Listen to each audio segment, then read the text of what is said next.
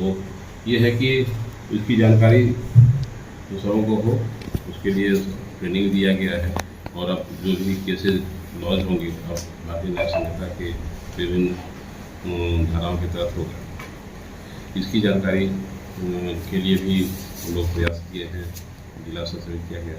आज अपराध गोष्ठी में मूलतः लंबित कांडों का निष्पादन, साथ ही जितने भी वारंटी हैं फिलहाल है उसके खिलाफ त्वरित कार्रवाई करते हुए उसको गिरफ्तार करने की हिदायत दी गई है। साथ ही